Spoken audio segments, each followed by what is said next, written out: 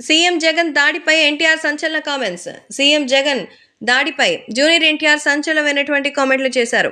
AP CM Jaganmohan రెడ్డిపై మరి దాడి జరిగిన సంగతి తెలిసిందే. గత వారం జగన్మోహన్ రెడ్డిపై ఎవరో గుర్తు తెలియని వ్యక్తి ఒక రాయి విసిరితే ఆ రాయితో ఆయనకి గాయమై నుదిటిపైన 3 కుట్లు కూడా పడ్డాయి. సో ఈ కేసుని త్వరితగతిన విచారణ చేయాలని మరి ఒక ప్రత్యేకమైనటువంటి రిక్వెస్ట్ని రాగా వీటికి సంబంధించిన విషయంలో జూనియర్ ఎన్టీఆర్ అయితే మండిపడ్డారు.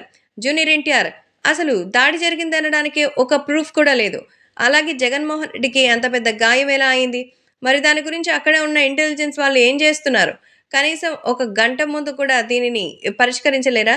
జరగకుండా అయితే ఎలాగూ ఆపలేరు. కానీ జరిగేటప్పుడు భద్రతా వైఫల్యం చాలా క్లియర్‌గా కనిపిస్తోంది.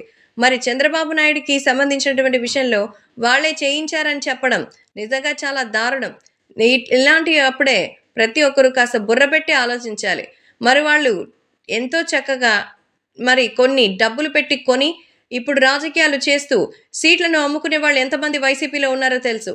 కానీ నారా చంద్రబాబు నాయుడు ఏ రకంగా అయితే పార్టీని ముందుకు నడిపిస్తున్నారు, గత ఇన్ని సంవత్సరాలుగా తన రాజకీయ చరిత్రను గురించి తలుచుకునేటువంటి వారు ఉండరు అంటూ సో చంద్రబాబు నాయుడికి జగన్మోహన్ రెడ్డిపై పోలిక అసలు లేదని, జగన్మోహన్ రెడ్డి సొంతంగా దాడి చేయించుకున్నారని కొంతమంది అంటున్నారు.